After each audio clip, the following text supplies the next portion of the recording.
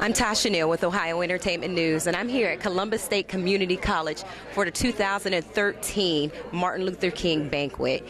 We had the honor of standing in the same room with none other than Danny Glover. A lot of times we are humorous here at Ohio Entertainment News, but this was a very serious matter.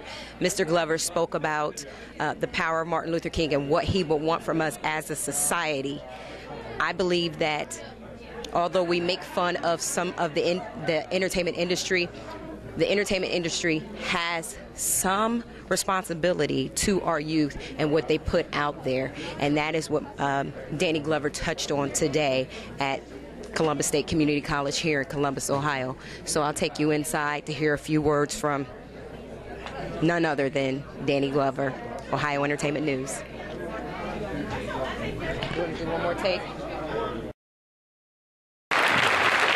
Here he is, here they are in Canton, Mississippi, working at a Nissan plant and wanting to organize a union, to vote to organize a union, to vote to organize a union.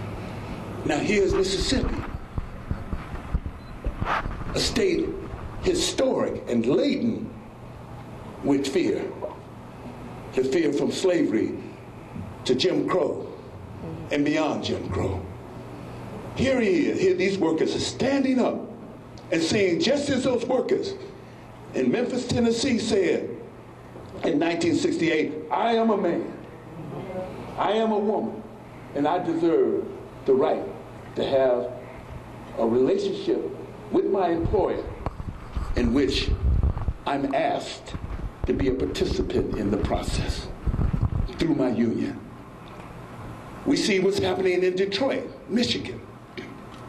Detroit, Michigan, a city that is the birthplace of modern industry and modern industrialization. It is also the poster child for deindustrialization and the outsourcing of jobs. And what it has seen that. I don't have to go to Detroit at all. I can go to Brooklyn, Ohio, where I was there with a group of women who were, and men as well, but primarily women, who worked for Hugo Boss and was about to see their jobs taken away, paying them an average of about $12 an hour, taken away and outsourced until they stood up and demanded that you not take these jobs away from them. The governor got involved, Dennis Kucinich, the congressman got involved, and they were able to save their jobs at that particular point in time. Those are the kind of, so you would say, where are we talking about? What are we talking about? We see Detroit, Michigan. We see Detroit, we see the Midwestern towns in this country that have been devastated by globalization. And certainly globalization hasn't been all that it's made out to be, even for those people who have it forced on them in countries and other places around the globe. But there are interesting things that are happening among people I think that King would celebrate. I think he would celebrate the fact that despite our constructive criticism of our current president, that we re-elected him. Because the other side of that, we've been some other dark place that I don't think we would want to go as a country. And I'm here saying this. Some of you may disagree, some of you may disagree. I'm just saying the reality that was happening in this country and what's happening in the world. That's right. The reality that I see in my home in San Francisco, when I walk out the door, a block from my house, and see homeless men and women on the street. The reality that you see in every major city. The reality that I see in beautiful, beautiful Savannah, Georgia. It looks beautiful on the other side, but you look at the underside of it, and then it don't look so beautiful. And when I asked the mayor, you don't need me to come talk to them. For what? To give them hope? That's not the problem. You create the political projects that employ them, the projects that educate them, the projects that make them feel like human beings. That's how you give them hope. Tell them, Danny. I come here because I want to see. I want to see.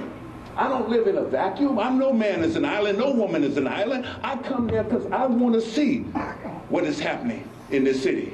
And it's a beautiful city. There's a beautiful Victorian, prehistorian homes and everything else. But on the other side, I see the other side. But the same face that I see in Jackson, Mississippi, on the other side. It's the same face that I see in parts of Florida, in Miami, on the other side. And I think King would stand up in condemnation of what he saw. Remember, he only responded to what he saw. He was a man versed in theory, versed in imagination and spirit, and versed in action. So he wants to know, what is the action being taken right now for the lowest level of people? Right, right. That's where he left us, right. With the lowest level of people. He wants us to do that, I believe. He wants us to honor him. If we're going to honor him, we're going to honor him by his action.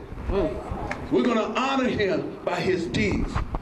And we're going to honor him by trying in our best to create the beloved community that he envisioned. That's the king we have to remember.